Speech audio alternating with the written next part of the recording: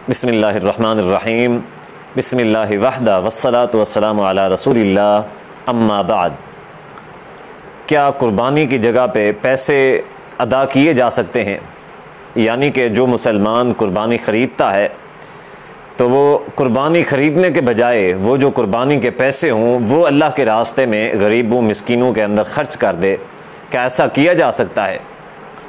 क्योंकि आम तौर पे होता ये है कि हर साल जब कुर्बानी का सीज़न आता है तो सोशल मीडिया के ऊपर जो सेकुलर और लिबरल किस्म के लोग हैं वो आके एक तमाशा लगाते हैं। वो तमाशा क्या लगाते हैं? वो कहते हैं कि लाखों की कुर्बानियाँ करते हो, कोई शख्स बकरा, कोई दुम्बा, कोई गाय, कोई ऊँट, ये जो अल्लाह के रास्ते में कुर्बानी करते हो, ये जो पैसे होते हैं कुर्बानी के, इससे बेहतर ये है कि इंसान किसी गरीब की बेटी की शादी करवा दे, इंसान किसी गरीब के घर में राशन दिला दे। तो ऐसा करना चाहिए बजाय इसके कि तुम कुर्बानी करते हो। तो जो आम शख्स है, सादा लोग किस्म के लोग होते हैं, वो बड़े मुतमईन होते हैं उनकी बात पे, कहते हैं कि हाँ इनकी बात तो ठीक है, हम कुर्बानी कर रहे हैं तो कुर्बानी का तो किसी को कोई फ़ायदा नहीं है। एक टाइम, दो टाइम, तीन टाइम किसी ने गोश्त खा लेना है, इससे क्या कोई बड़ा फ़ायदा तो नहीं होना। अब अगर इसकी जगह पे इंसान किसी गरीब की बेटी की शादी करवा दे, उसको जहेज़ दिला दे, या फिर उनके लिए आसानियाँ पैदा कर दे, जो गरीब और मुस्तहिक लोग हैं उनके घर में राशन दिला दे, उनकी कोई बड़ी जो उनका कर्ज़ा है, उनकी जो बड़ी परेशानी है उसको हल कर दे, इससे ये बेहतर है। अब सादा लोग किस्म के जो लोग होते हैं वो उनकी बातों में आके बड़ा इम्प्रेस होते हैं। तो आइए, ऐसा करना जो है ये बिल्कुल नाजायज़ है, बिल्कुल भी जायज़ नहीं है। उसकी वजह यह है कि सबसे पहली बात यह है कि एक कुर्बानी है, ये भी अल्लाह की इबादत है, और दूसरा जो गुरबा और मसाकीन हैं उनके ऊपर ख़र्च करना भी इबादत है। एक इबादत का दूसरी इबादत के साथ तकाबुल करना और ये कहना कि एक इबादत छोड़ के इंसान दूसरी इबादत कर ले, ये बिल्कुल नाजायज़ और गलत बात है।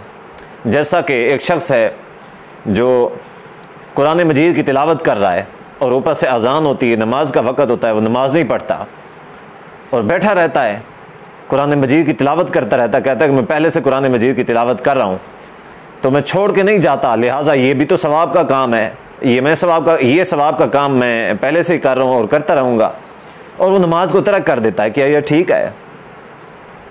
एक इबादत को दूसरी इबादत के तकाबुल में छोड़ा नहीं जा सकता। और दूसरी बात यह है कि ये जो कुर्बानी है ये मुअक्कत इबादत है, और जो अल्लाह के रास्ते में गुरबा और मसाकीन में ख़र्च करना है ये गैर मुअक्कत इबादत है।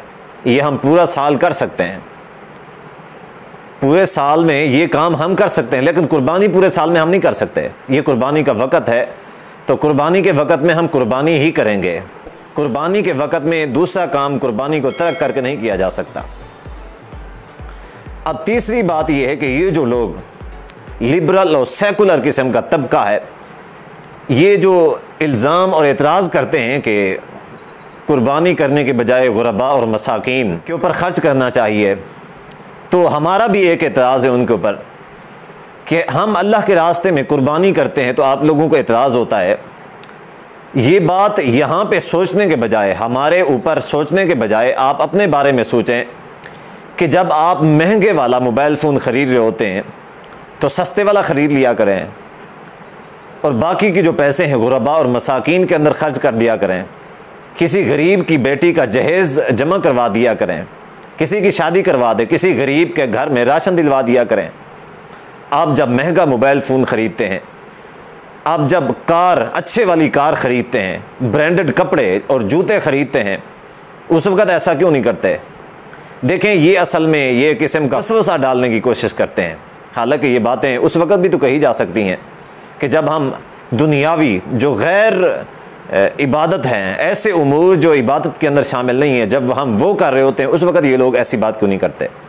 और जब ख़ुद इसराफ़ कर रहे होते हैं, इस मामले में फ़जूल खर्चियाँ कर रहे होते हैं, बड़ी बड़ी महंगी महंगी शादियाँ कर रहे होते हैं, बड़े बड़े फंक्शन ऑर्गेनाइज़ कर रहे होते हैं, उस वक़्त इनको क्यों ख्याल नहीं आता? ये कुर्बानी के वक़्त क्यों ख्याल आता है? अब इसके शरई हल की तरफ आते हैं कि शरीयत इस बारे में क्या कहती है।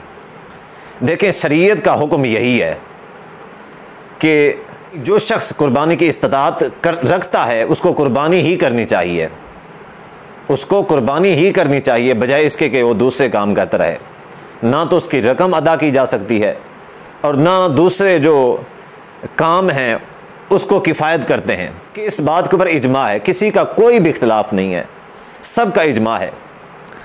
आइए आपको उलमाए अहनाफ जो हैं उनका फतवा सुनाते हैं। ये फतवा जो है ये फतावा शामी के अंदर मौजूद है, आप इसका मुताला कर सकते हैं।